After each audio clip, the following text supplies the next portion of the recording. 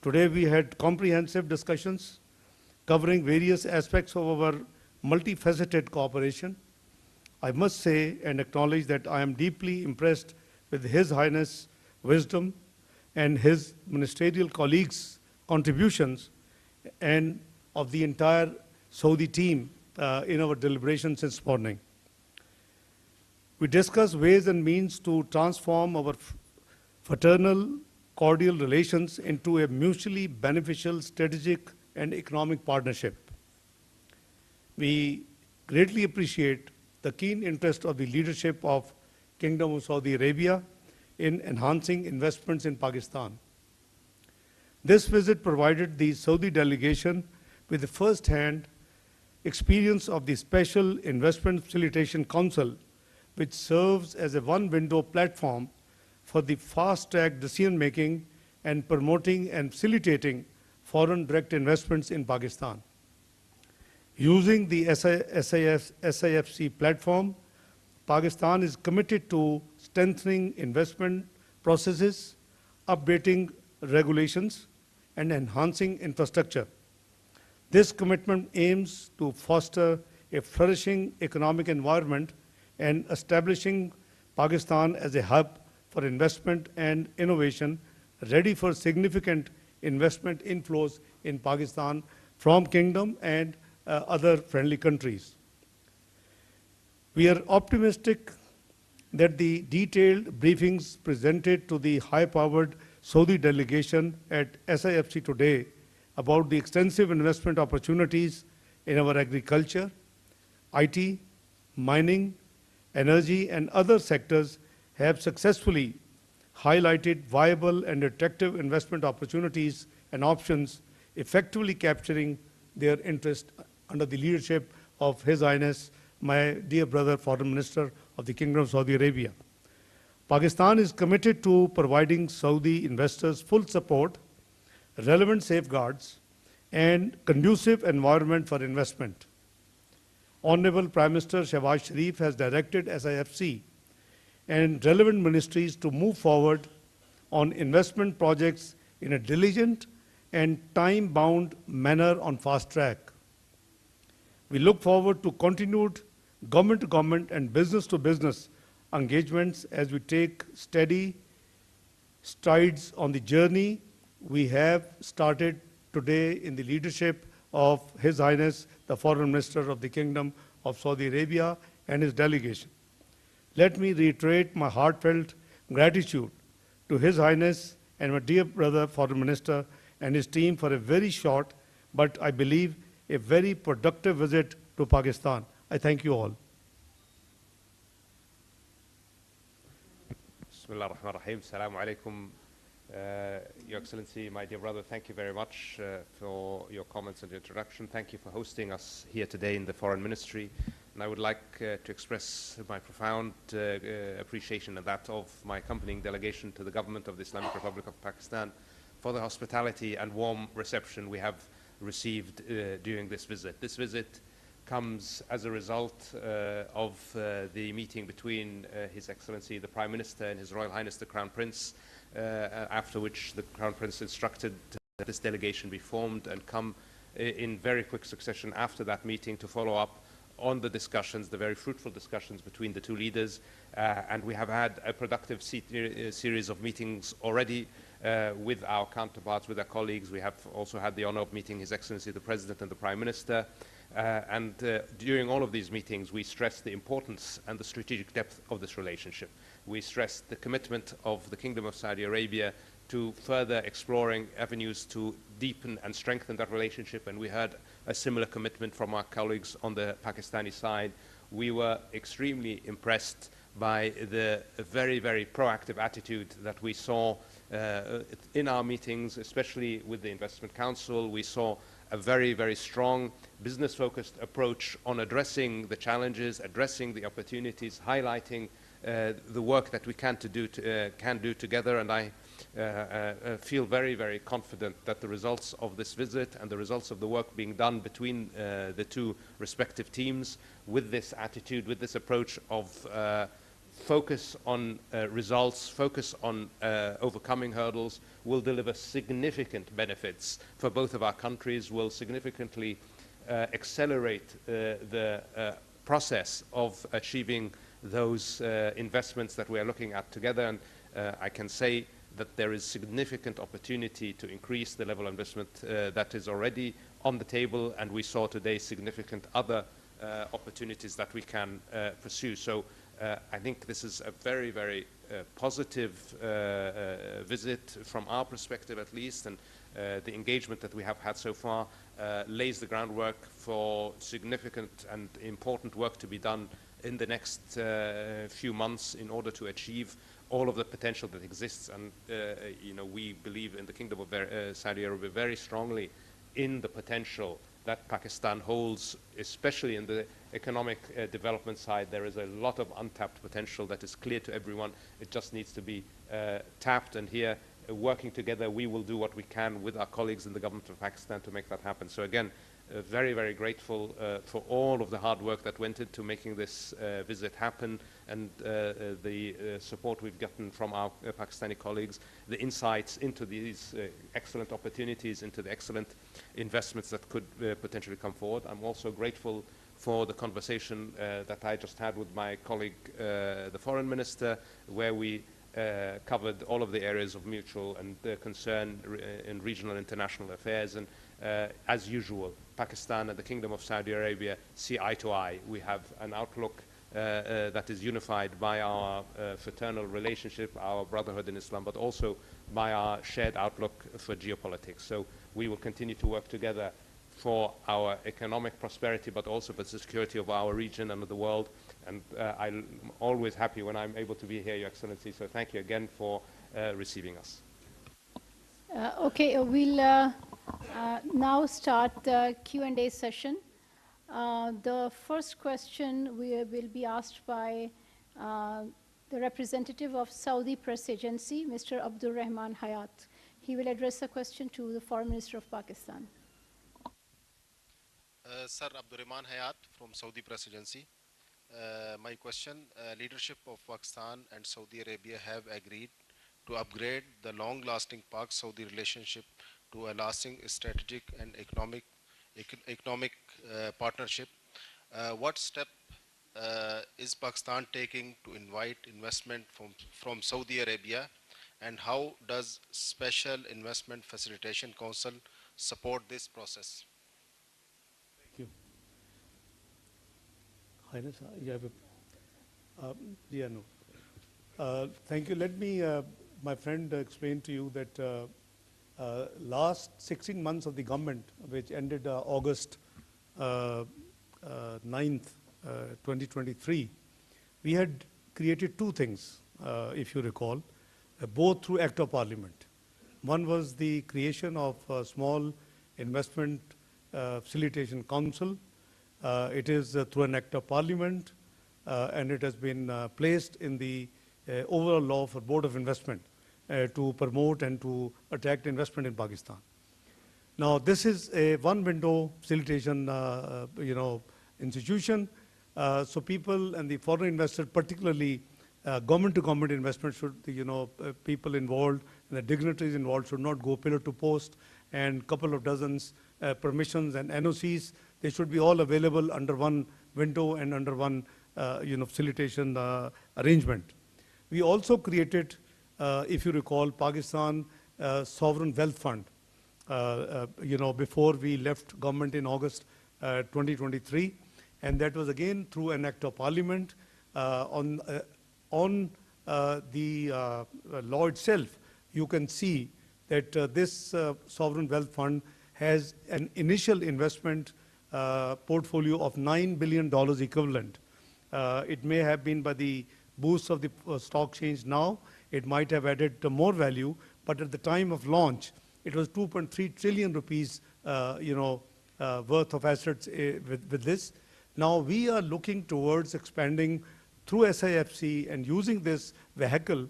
For example, we are very, rich history in agriculture.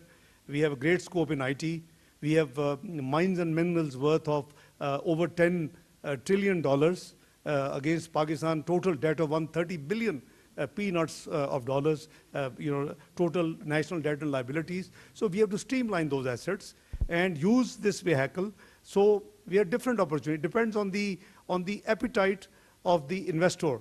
For example, our dear delegation and led by my dear brother, Foreign Minister of Kingdom of Saudi Arabia, we have given a lot of big menu which covers the energy, IT, agriculture, mines and minerals, your hydro. They would reflect it, they would go through it, they will go back home, they will discuss with the relevant departments, and obviously, inshallah, we will have. So we have to actually use the SAFC, because your question was SAFC and Saudi Arabia. We have fraternal ties, we have a rich background, we have been seen together on all international forums on the common approach to multilateral at the multilateral forums. So this has already a very rich relationship between the two brotherly countries. Now we are trying to, and with the help of my dear brother, His Highness the Foreign Minister of Kingdom of Saudi Arabia, what we are aiming at, in accordance with the vision of Prime Minister Shahbaz Sharif, to convert this upscale and convert it into a viable strategic and economic partnership, so that we both can benefit. So we have about 2.8 million diaspora in Saudi Arabia. They are hosting. I just thank my brother for being a great host, and they are 28% of our Pakistani expats abroad.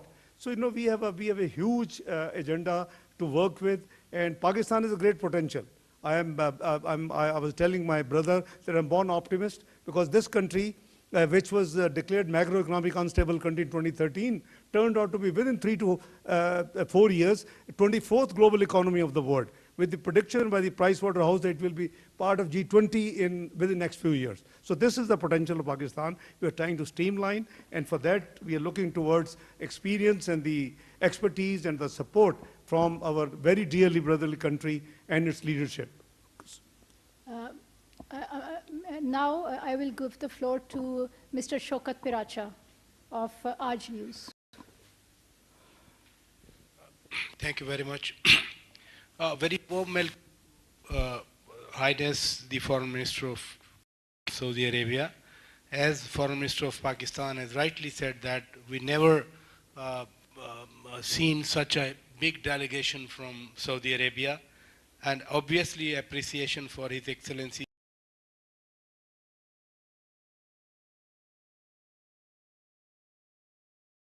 ministers, both of them is, how Saudi Arabia views the ongoing international efforts for ceasefire in Gaza, and secondly, what are the likely consequences of the recent escalation for the peace and stability of the broader region where we all live? Thank you very much.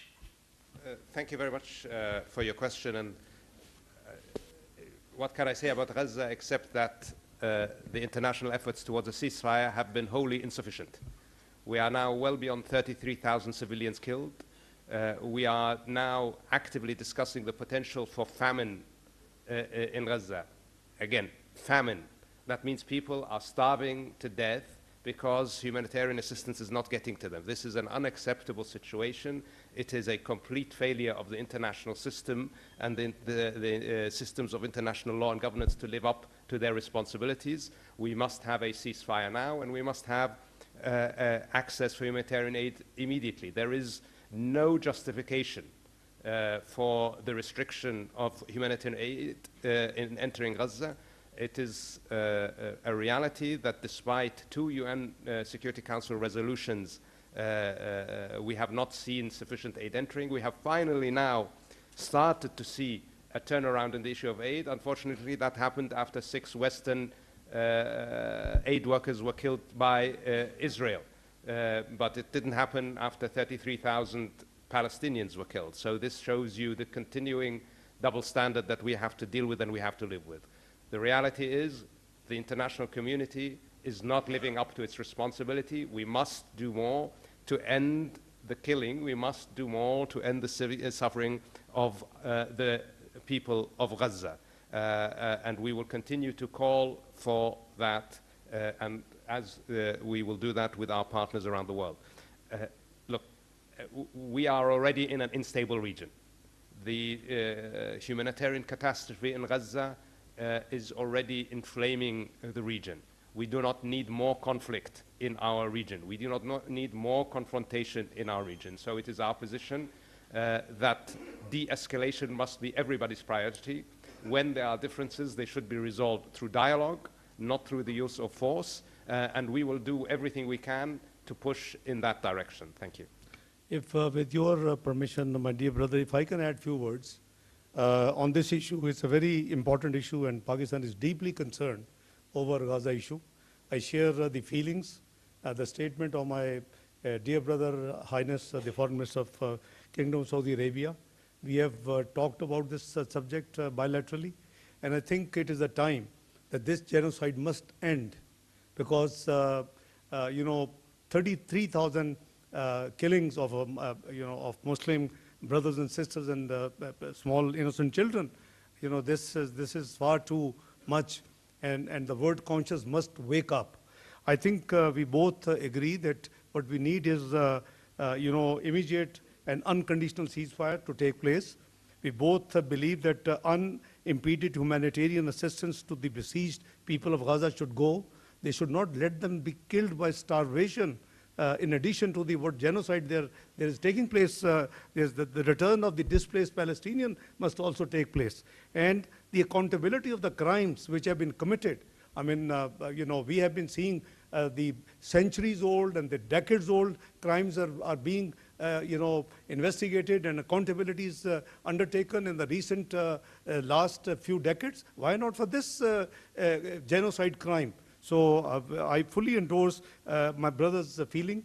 Pakistan is deeply concerned. We believe the perpetual solution to this issue will be when Palestinian state is established according to the 1964 resolution with Al-Quds Sharif with its capital. I think that is what is required. It is good for Israel perhaps also, but I think it is need of the hour, and the world community must wake up.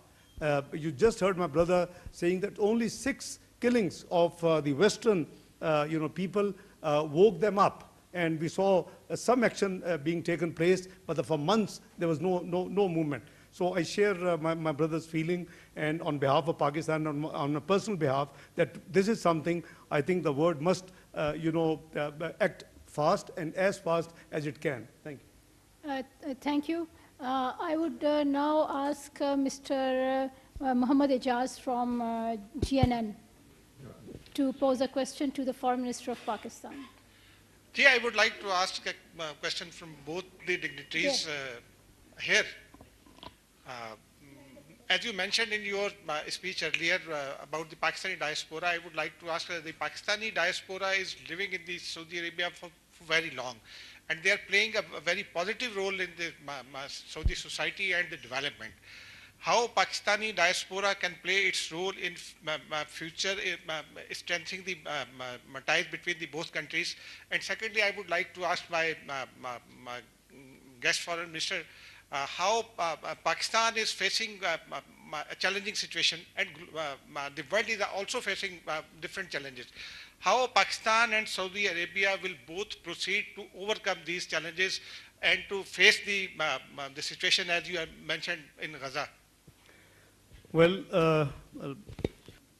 let me just explain to you that, I again thank His Highness and the Kingdom of Saudi Arabia leadership for hosting our 2.5 million, Pakistanis there, which is 28% of the workforce of Pakistan.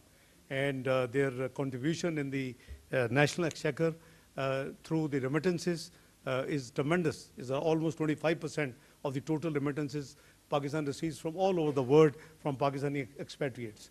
Number two, I have requested my dear Highness brother that if the Kingdom could consider that we have a new policy which has been decided by Prime Minister Shehbaz Sharif, that we would now train our labor force and our human resource export based on skill training and particularly in different fields. So, the kingdom is coming up with a huge 2030 vision. The vision of the leadership of Kingdom of Saudi Arabia, His Royal Highness the Crown Prince, Mohammed bin Salman. So they are creating a new world in the name of a new city. So I have requested that Kingdom may kindly consider, we will meet the standards, we will meet the skill requirements, we will meet more human resource export from Pakistan. So, we have discussed this subject in detail. Would you like to add, Your Highness? Excellency, yes. First on our brothers from Pakistan who live and work in the kingdom. As I told you, Excellency, we are incredibly grateful for the contribution that they make and have made historically to the development of the Kingdom of Saudi Arabia. Our brothers from Pakistan have stood side by side with us for decades now in building our country, and we are very grateful for that, and they are a very important positive contribution to our economy, and they continue to be so, and I'm sure they will continue to be such in the future. And with the initiatives of the government, we hope we can add additional value for both of our countries in that regard. Obviously, as regards facing challenges together, we will have to cooperate, and we will rely on each other's support as we have historically, and we have always overcome the challenges in the past, and we have helped others together and help overcome. Both Pakistan and the Kingdom of Saudi Arabia very much believe in dialogue and cooperation to address the challenges that the world faces. And we will work together to bring others into that mindset and to work into that direction. Thank you. Last question. Because of the time constraints, we have room for only one question, and that would be Ms. Mona Khan from Independent Urdu. Thanks for the opportunity. My question is for the Excellency, Foreign Minister of Saudi Arabia. Your delegation has received a detailed briefing from the SAFC on the investment opportunities in Pakistan. So what are the key sectors your investors are looking for? Thank you. Thank you very much. I prefer not to go into any specific sectors, although I will say it was a very broad presentation in several strategic areas. What I will say is that we were very impressed. We were not just impressed by the breadth of opportunities that exist, we were impressed by actually the format. This gave us some very, very significant confidence that we will be able to move forward on those projects that we decide to identify as worthy of investment. Because this new format, a real interagency, intergovernmental approach focused on getting things done, this is something that we were very, very enthusiastic about. So I think for us what was most important was the new approach that we saw. We were already quite confident that Pakistan had significant investment opportunities in a multitude of sectors. So I'm sure that we will be moving ahead significantly on all of those. But I just want to emphasize this new approach is something that gave us a lot of confidence. Thank you. Okay. Thank you very much. This concludes our media briefing, and we thank His Royal Highness, the Foreign Minister of Saudi Arabia, and the Foreign Minister of Pakistan.